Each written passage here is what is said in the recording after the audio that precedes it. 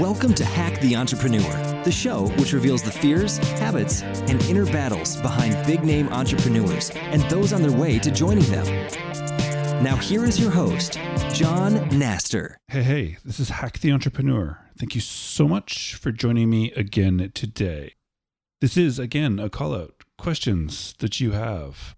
We're doing a Hack the Entrepreneur mailbag episodes coming up very soon. I've got some really cool, interesting questions that I'm looking forward to asking or answering so far, and I would like some from you. So John at hacktheentrepreneur.com. That's Jon at hacktheentrepreneur.com.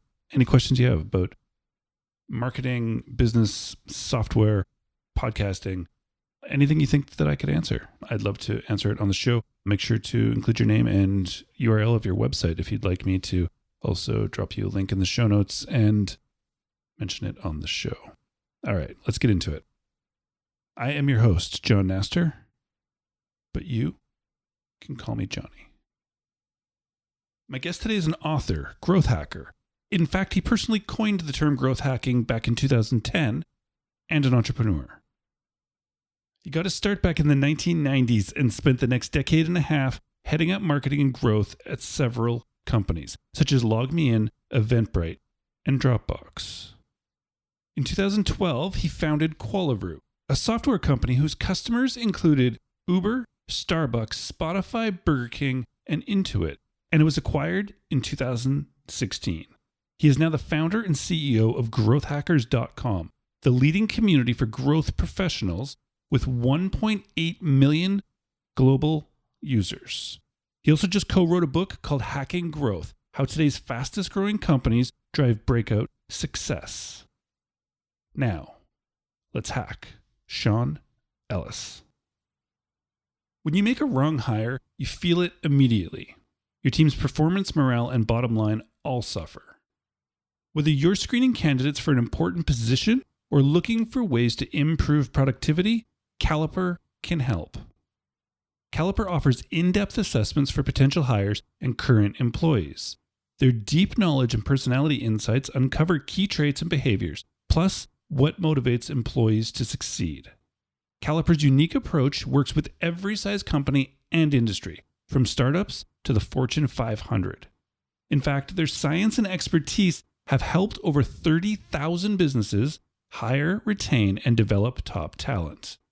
Caliper has an incredible offer for Hack the Entrepreneur listeners. Assess your team for free. You'll discover what makes each person tick and improve the performance of your team. They'll also give you an hour of free consulting. To find out more, visit calipercorp.com/hack. That's CALIPERCORP, calipercorp.com/hack to get your free hour of consulting and get your team assessed right now.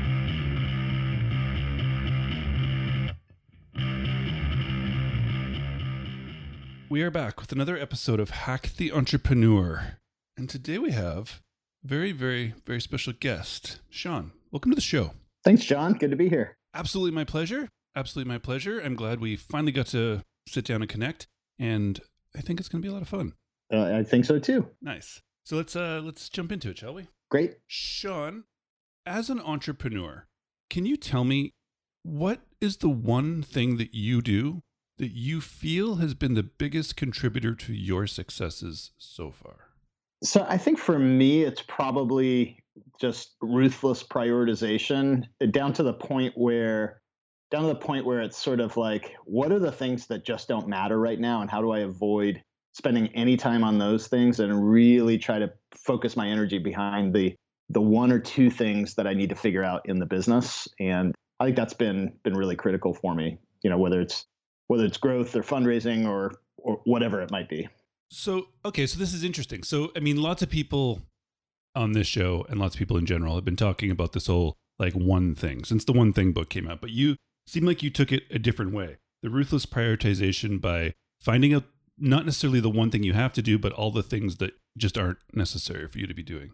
Yeah, I mean, I think when you prioritize what you're going to do, you need to also prioritize what you're not going to do because, at the end of the day, you just don't have enough time to do everything. Or if you try to do everything, you're not going to do anything well. There we go. There we go. Is there a way to determine in your head like what absolutely isn't necessary? Like do you never fall into that trap of like everything needs to be done right now? I do, but it's, I kind of, the more I stretch myself, the more that I find that, it's sort of life or death if I don't figure out just the few things that really matter. So that's really critical. Okay, so that's fine. So it's humanly impossible for you to do everything you need to do at this point. So therefore you have to prioritize and either delegate things out or leave them just be. Yeah, absolutely. And that's both for me individually and then as a company try and make sure the team's working on what really matters. Nice. I love it. So this is your second company, I believe now, right? Growth Hackers? It is. It's a little bit of kind of one company. I mean, essentially, we started Growth Hackers out of Qualaroo, and they were both under the same company umbrella. But then we sold Qualaroo as an asset sale to put more money and focus into Growth Hackers. Oh, wow. Wow. Can you sort of take us back then in this journey? Sort of like coming from school and then working and then building a business out like Qualaroo, and sort of just take us through the process that you either went through mentally or like whether it was a conscious decision that I just need to do my own thing or it just evolved. Yeah, so majority of my career, I actually worked on growth at other people's companies. So yeah, I moved to Eastern Europe straight out of college, which was a little bit weird, but moved to Eastern Europe just because I was just fearing the mundane regular job that was calling my name coming out of college, and then that was in the early 90s, and ended up pretty soon afterwards investing in, and then a few months later joining an internet company. So I invested essentially everything I had into an internet company in 1995. So pretty good time to put it all on black. and that company, that was sort of pre VC money. Just a friend of mine was starting the company, and then within a week it was already up 50% just because that was the first VC money went in, and that company's valuation peaked at about $4 billion, and or not four, was it 4 billion? Gosh, that sounds too high. It was definitely over a billion. And then so that was I worked on growth at that company. So basically customer zero through the NASDAQ IPO filing. And then same group of guys started LogMeIn after that. So the first company was called uproar.com. And so I was entrepreneurial, very early stage, put my money into the companies and really approached it as a person who's got it all on the line when you put all your money into the company. I think that really helped me in my approach to marketing. And then LogMeIn again ran LogMeIn marketing from customer zero through a NASDAQ filing. Today, LogMeIn's a $6 billion company. And I realized at LogMeIn that the really important stage in both of these companies was figuring out the formula up front. Like just, why do customers like these products? How do we find the first few channels? How do we kind of build the processes and teams in place? And so if you don't figure that out, then there is no year 2, year 5 in these companies. So I actually kind of took a pretty unconventional approach from there, where I went to a number of companies with an interim VP marketing type role in mind, where I'd be fully vested on stock after about 6 months and really try to position them for long-term growth. So that's how I worked with Dropbox, Eventbrite, Lookout, a number of companies where we went in and tried to set everything up right from the beginning. And what's cool is that Dropbox actually just published their numbers a couple months ago, where they showed what their actual revenue growth was, sort of quarter by quarter, year by year, all the way through. They just hit a $1 billion revenue run rate. And what's cool is you can see that trajectory was what we set in that first 6 months when I was with the company, and they were able to continue to do it. So that was really the goal. And so once I did that for a few years, that's when I finally kind of got bit with the bug that said, I've been growing other people's companies now for a really long time, and I wonder if I can actually do the 0 to 1 myself in terms of creating value. And so that's, in terms of like actually creating a product and trying to grow a product. And so that's what I did afterwards. And started Qualaroo. We built that over a few years and got it to millions of dollars in recurring revenue. But I saw the next shiny object, which is probably not the best way to say it, but which was growth hackers. But I just saw, I mean, essentially for me personally, we got Qualaroo to a cash flow positive SaaS business, which is actually pretty hard to do for SaaS business because you kind of get paid over time for the customers you acquire. And it was something where I didn't see the headroom in that business that I saw in what my vision was for growth hackers. So that's where I decided to sell off that as an asset sale and put it all into growth hackers that we've been exclusively focused on for about a year now. Wow. So because looking through your LinkedIn history, there's like 7 months, 8 months, 6 months, 7 months. It's like you went into companies, like set them up for growth, and then you just moved on. Yeah, well, that was after the first two that I was. Exactly. I did about 5 years at each of those companies, so I'm not a perpetual company jumper. Right. No, starting in 2008 at Dropbox, then it's just like, man, and you just like, wow, you just killed it at these places. But you got that sort of that urge, I guess, from inside somewhere that you wanted to do that whole 0 to 1 yourself, or see if you could prove to yourself that you could. Right. Essentially, I got to the point where sort of financially, I was where I wanted to be from the equity that I'd gotten in these companies, and so at a certain, like I think from a pure dollars perspective, doing what I was doing was kind of crazy to quit. But at a certain point, you want to see if you have it within yourself to actually conceptualize something, build it out, build the team, and create something from scratch. And that's what I've been working on trying to do well up to this point. Yeah, I love it. So with Qualaroo, this was something you wanted to build from scratch, and then you needed sort of, I guess, was it sort of like a growth engine for Qualaroo, which was growth hackers on the side, like a content marketing sort of engine to drive customers back to the main product?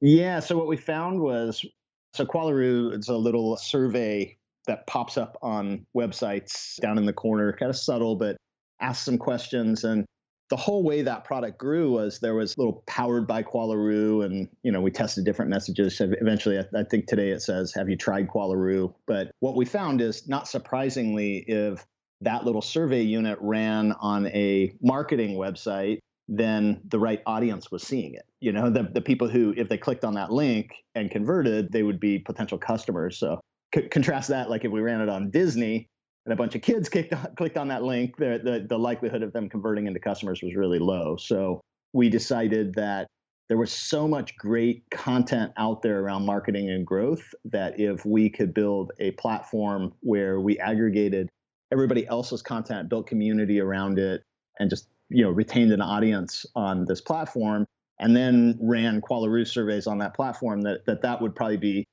easier in the long term than writing a bunch of content ourselves. It's a bigger upfront investment because you have to build the platform. But once we did that, we figured that we could have a pretty good audience where we'd run our surveys and ultimately acquire lots of customers for Qualaroo. And so that was sort of the original inspiration to build out the community side of Growth Hackers. Right. But it's fascinating because it's contrary to how everyone else would do it, which is to build their own blog and start pumping out content. So it seems like you saw thousands of other software companies and tech companies doing that, and it was just a mess of information coming at people like on an hourly basis. So you decided to somehow aggregate it and get people to but it's a different problem, right? It's when you start a blog, it's just, it's there and you got to kind of build it.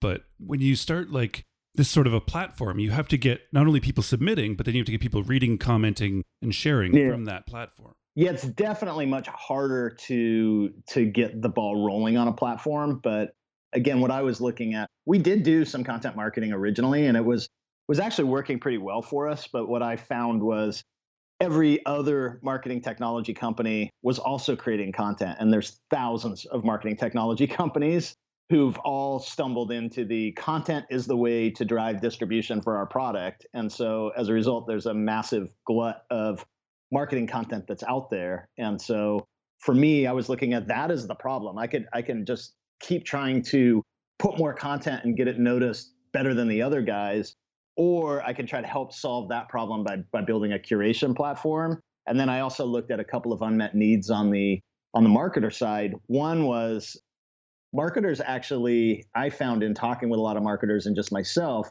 is that most marketers, even if they're really good, operate in obscurity. They're not the CEOs that get noticed and credit in companies. A lot of them are pretty introverted. They're just working away at trying to grow businesses. And so something where they could build some reputation among their peers was a need that I saw out there. And then people do look for inspiration and ideas of things to try. And so those were two things that if I could aggregate the content and build community. And one thing that we did not allow was anonymous participation. You had to link your LinkedIn to your profile on Growth Hackers. And so if you participated, it had to be with your real name. And so I think that maybe slowed growth a little bit in the beginning, but it made it a much nicer community because people weren't sort of anonymously being snarky with each other. And so, yeah, that was kind of the need that I felt like we were filling with Growth Hackers originally. Yeah. I mean, we can go to Reddit if we want that. Right. To be yelled at and called names. Exactly. So what was like how did you initially sort of growth hackers then? I mean, I've read that you said you used like your 10,000 Twitter followers, but we all know 10,000 Twitter followers will only do so much for anyone. Right. Well, and that was at a time when Twitter was not completely loaded with noise. So 10,000 Twitter followers was a little bit more of an asset than it is today. But I also had a couple of blog posts. I'd been blogging on startupmarketing.com for years up to that point. So, and I had a couple of blog posts that had reached about 150,000 reads. So I think I had enough sort of following in a couple of existing platforms, whether it was my blog or Twitter, where I could originally seed the community with those people, but it still was really hard. I mean, essentially it's a ghost town until it's not a ghost town. And so I had a pretty small team originally of kind of 4 of us working on this side project, and some part-time, some full-time on this side project. But we basically kind of took turns manning the site to where if a comment went on, one of us was going to jump on and respond to that comment, have that person feel like, there's vibrant activity on there. And it was 7 days a week, probably for 4 or 5 months of just long hours of just taking turns, making sure that we were engaging with anybody who wanted to engage on the site. And then by about December, January we launched it in October, and by December, January, we got to the point where we could step out for a day and the conversation would go on, that people, we'd kind of prime the pump on the community. And so it was a good breath of air, because it was, we were definitely getting to the point where we were burnt out. If it hadn't gotten that traction at that point, I think I'm not sure how long we could have kept that up. Right. And you were answering as like founders or as the people behind it? Yeah. I mean, I think especially for me, where I had enough of a following that people were actually just kind of excited to be able to engage and interact with me around marketing content, and just, kind of, it was one of those things where I think at that time I had been on clarity.fm, which is kind of a place where you can pay money to talk to somebody. And I was, I'd crank my rates up so that I could focus on my business to where I think it was like $900 an hour. And I still occasionally got people to, asking me questions or scheduling 15-minute calls where, on growthhackers.com, they could get kind of free unlimited access to me. And so I think that helped to aggregate that original audience. Nice. And was it more difficult to get readers of the content or more difficult to get contributors? So the contributors was not as much of a problem because we could scour the web. And so we made sure we basically set targets, I think maybe like between 10 and 20 articles a day. We knew that the average person is only going to be able to read maybe 3. I mean, there's obviously some sort of voracious readers that could just read all day, but they're not really who we were targeting. We wanted people who were actually out executing marketing and not just reading all the time. And so we figured if we could get at least 10 to up to 20 articles a day submitted on the site, then the people who were coming could vote up those articles so that 2 or 3 good ones would surface to the top, and then we'd provide value for a daily visitor. 2 or 3 fresh, good articles that had floated to the top. So we could go out and find that content. We didn't need the community to necessarily curate that content originally. But, today, now the community does all of it. But at that point, like we didn't, the supply side, we could take care of ourselves, which was very helpful. Yeah. And there's no issue with grabbing other people's content and posting it? It's links. So it's kind of the same way that Reddit is. So people were usually pretty stoked that we were promoting their content. And then one of the big advantages that we had pretty quickly, that Twitter following started to grow between a couple of accounts to 50,000, 100,000 Twitter followers. And at that point, essentially, an article, we'd have those 2 or 3 articles that would surface to the top. Then they would go into our Twitter feeds, and then from the Twitter feeds, they would get shared more. And so you had this kind of perpetual traffic machine where we eventually automated a lot of kind of posting of these articles onto Twitter. But it was, I think Twitter was a really good platform to build off of. Today, it wouldn't work nearly as well. In fact, it's, as a contributor of traffic, it's actually dropped for us over time just because there's so much noise on there now. But we hit it at the right time where it became a pretty good engine to get us to a good level. Nice. I love it. So how many people are on the team of growth hackers at this point? So we go back and forth. We have 10 full-time, and then we have some contractors that are sometimes full-time and sometimes off completely, depending on what we're building as a team. So originally I had the 20, and we put a SaaS product out on the business for basically cross-functional teams to work together to manage their growth. And, as I was saying early on in the business, this kind of ruthless prioritization, when you're trying to grow a business, the first thing that you need to prioritize toward is making sure that your product can retain customers on it so that you can actually drive growth. And we tried to grow the business for the SaaS part of our business for about 5 or 6 months, and saw pretty good week over week growth of just like, new customer expansion of about 10% per week, to where we got it to 150-ish customers. But what we were seeing was that for this to really be effective, you needed the whole team to engage in the platform. And we were seeing our whole assumption around account expansion just wasn't happening. The accounts were often even contracting. And so that was in about January, I hit the point where I said, if we keep trying to grow this thing, we're going to bankrupt ourselves. And so it's a really tough decision as a CEO to know when to pull off the gas. But I pulled off the gas, put the contract developers on ice, took my core set of developers and said that they had 2 metrics they needed to work. One was the invite acceptance rate. So we had a pretty low invite acceptance rate of about 35% of invites from team members to other team members bringing them in. It was only 30 to 35% that were accepting them. I said, we need to double that number, and then we need to double the 30-day active after they've accepted an invite. And just having a much smaller focused team working just those numbers, my guys got there in about 5 or 6 weeks. They got to the doubling of the invite acceptance, and then they're still working on the 30-day engaged after an accepted invite. So that was basically, we have other revenue streams. So I took my operations people and put them onto these other revenue streams, but took the developers and just said, okay, let's focus on getting these core engagement metrics right before we aggressively start to scale. Yeah. So this activation, these numbers, can you clarify exactly what those are? You said they were like 30%, 30 to 40%. Yeah. So what I was saying is that this is a collaboration platform. Right. So essentially a team working together to plan and manage growth initiatives. And so it's not just marketing, but the whole idea with growth hacking is that it extends beyond marketing into product, into customer support, and across that customer journey.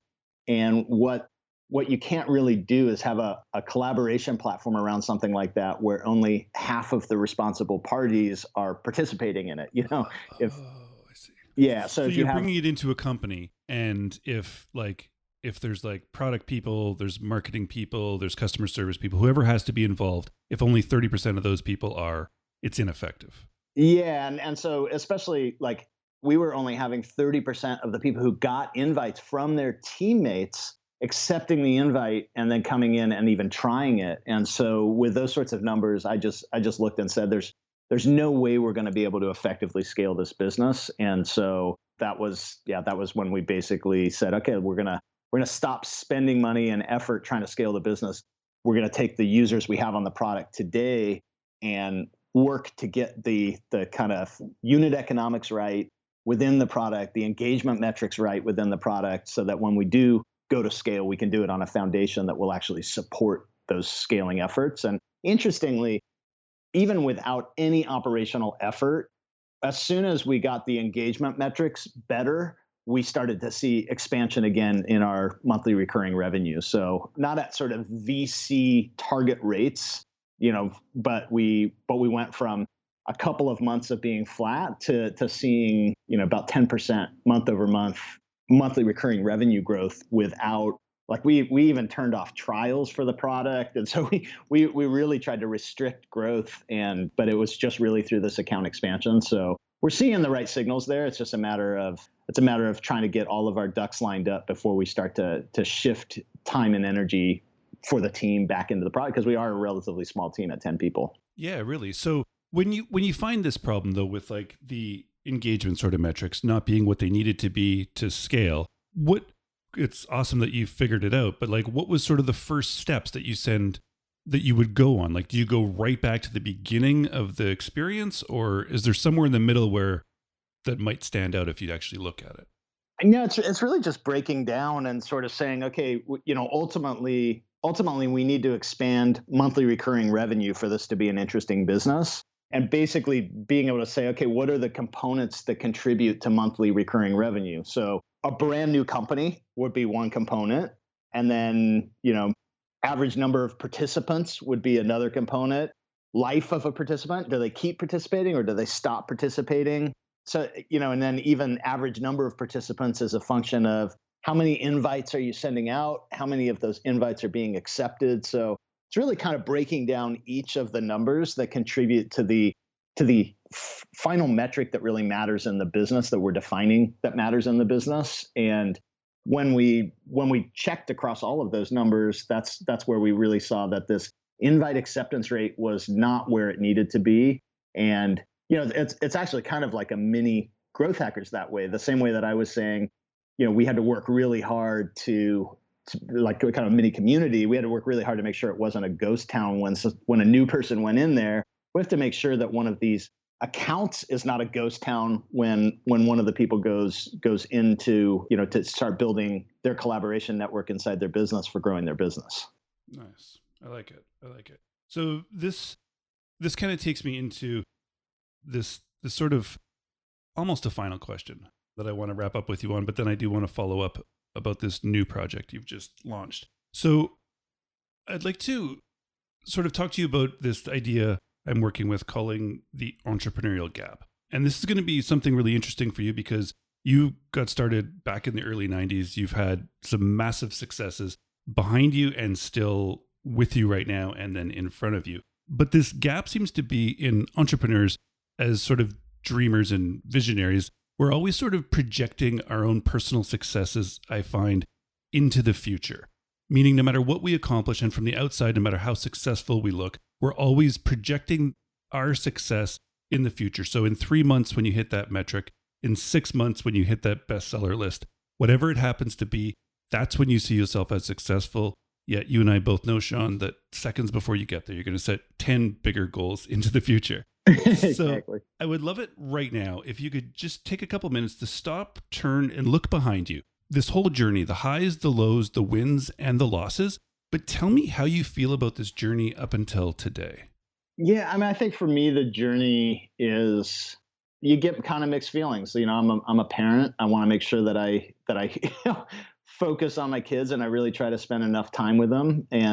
But ultimately, like if I didn't have anything else going on in my life, I would say it's the greatest journey ever. I love the roller coaster, the highs and the lows. And to me, it seems so much more interesting than going and just punching a clock 9 to 5 somewhere and, not even being sure if I'm contributing that much value to the organization. So I think part of those highs and lows are are basically, in the beginning, I really rode all the way up when things look good and all the way down when things look bad. And it's a little bit unsustainable to go quite to the extremes. So what I do is a lot of checking and just saying, okay, I know things seem like they're great right now, but I need to realize that this is temporary and it's going to come back down to earth. So don't get too excited. There's a lot of work left, and when things are low, don't get too bummed out. There's there's a good day tomorrow, and I think that there's a lot of, I find it very exciting, but at the same time sometimes a little too exciting. So you got to bring it in there. But yeah, it's hard work, and I personally couldn't imagine doing anything else. I think I would just get really bored trying to do anything else. So I do like the ups and downs, but I think rarely is it less work than you expect. You hear about the successes that are less work, and that's because luck is part of what we need on our side as we're launching and growing businesses. But these really lucky ones are probably even kind of cleaning up the story a little bit. That I think persistence and just being really focused on the problem you're trying to solve, and knowing that you're going to need to keep iterating on the solution. As long as you remain passionate about the problem, as long as I remain passionate about the problem, I know I'll be able to keep the energy to eventually get the right solution there. The minute that I stop thinking that the problem is that important, so it's a lot harder to keep grinding at it. I love it. So with all of this, like, projects and business going on, with your family, with your life going on, you decided amongst all of this to write a book. Yeah. A book called Hacking Growth. Why was now the right time to write this book?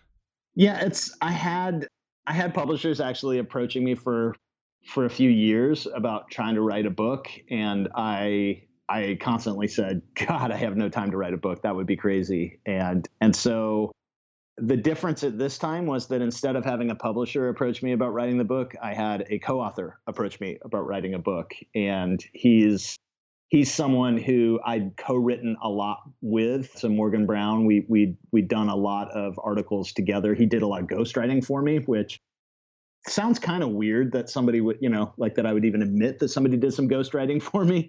But it turned out he was helping. He was one of the people helping me grow Growth Hackers originally, and helped me with Qualaroo as well. And it turned out that ghostwriting was kind of the best way I could have ever mentored and trained him, because if somebody said, I'm publishing a blog post today, would you mind taking a look at it? Like you're going to look at it kind of, you might breeze over it and say, oh, here's a couple things you might do to fix it. But when they're posting something in your name, you're going to be pretty obsessive over making sure you agree with everything that's on there. And so it was kind of cool to watch the transition where the first few times he wrote things in my name, it was almost as much discussion between the two of us to make sure that we kind of saw eye to eye on everything. Probably as long as it took him to write it, there was another refinement that took just as long. But by probably within a few months, we got to the point where just about anything that he put out there, I was completely in agreement with. And so when it came time to writing this book, we could conceptualize the chapters and really go through like all of the content that we thought was going to be really useful for people trying to grow businesses. But once he wrote the initial pass at things, I had very little tweaking to do. And then we had two different editors who helped us make sure that we, pulled out a lot of the jargon, and just that it was really clear and easy to understand. And so I don't think I ever understood what a team project, a big book is, when you have multiple editors, when you have a big publisher behind it. I'm really proud of what we did together, but it's that I think if Morgan hadn't been really shepherding it to everything from finding our agent to the original proposals that recruited our agent to working with an agent, then going out to publishers, I definitely wouldn't have had the bandwidth to do it. So he definitely championed it through. And I think the book is something we're both really proud of. That's awesome. I really, Sean, thought I was just kind of lobbing you an easy question, and you just went and like admitted that like somebody else wrote the book. Well, I think what you could say is that like literally 4 people wrote the book. Like it's the amount of re-edits and rewrites, that like the concepts that are needing to be communicated I think is the hardest part. So one of the things that I uniquely brought to the table there was that, I coined the term growth hacking. A lot of the concepts behind growth hacking, I was the first to ever publish sort of observations about those. And so, I think being able to kind of define a process and originate a process is only half the battle. Being able to articulate and explain it is just as important. And having a team working with me to make sure that we could do that, I think has really helped on the output of what we created. Absolutely. Absolutely. I was just bugging you with that one. I was trying not to be too defensive, but yeah. So who is this book for and what will it do for them? Yeah, so it's based on looking at how companies like Facebook and Uber and Airbnb have grown. And in each of these companies, what they have is a CEO who's really pushed hard, defined what success looks like in a single metric, and then aligned multiple departments in the company behind that, driving that metric. And so when you actually look at who can benefit from this book, it's really anybody in any one of those departments. So anybody who touches the customer journey from sales, marketing, product, customer success, engineering, any of those people are touching the customer experience. And then I would say first and foremost, I think probably CEOs are going to get the most out of this book because it tells them how they can effectively drive growth and start to bring together disparate parts of the organization to work together and not just kind of outsource it to marketing, but instead growth is a function of lots of touches in the business. And then any one of those individual groups, an individual from those groups, I think is going to understand a lot more about how the growth process works and what they can do to accelerate growth. So that's for a company, say, of 50 plus people. And then if you look back, as I was saying, a big part of what my focus there was less than 10 employees when I was at Dropbox. There was probably 15 when I was at Eventbrite.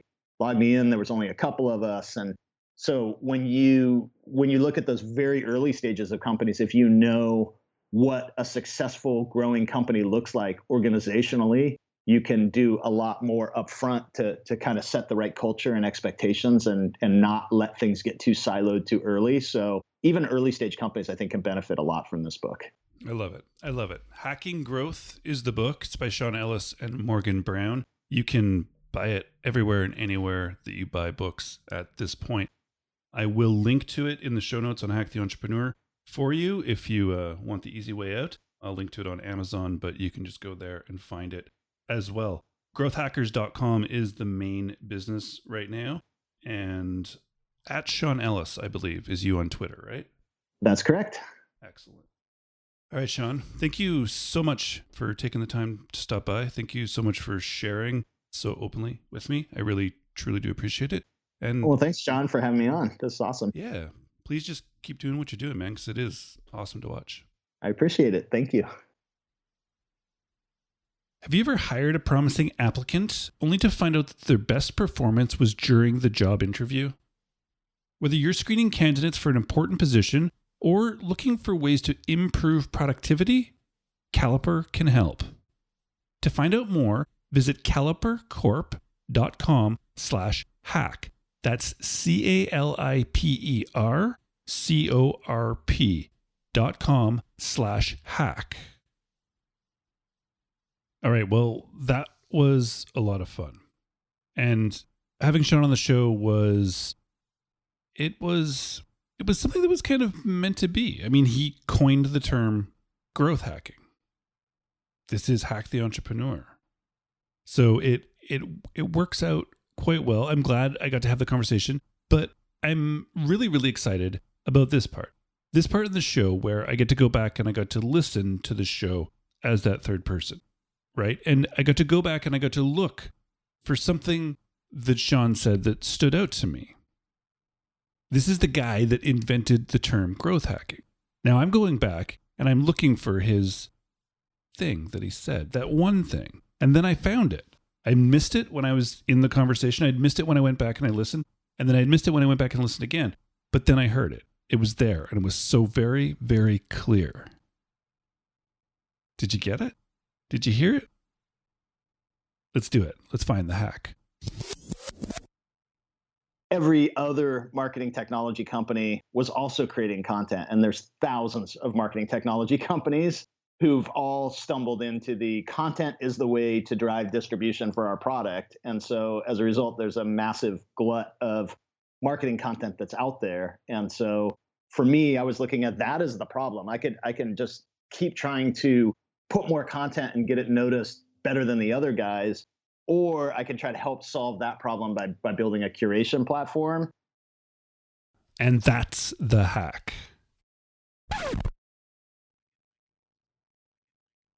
Sean. I love this. I really, really love this. This is the old saying of like, when others are zigging, you should zag.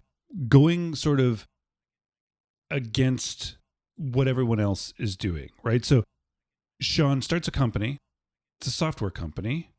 So it's in technology. And the common way to growth hack or to find customers is to create content. And there's a massive glut of it.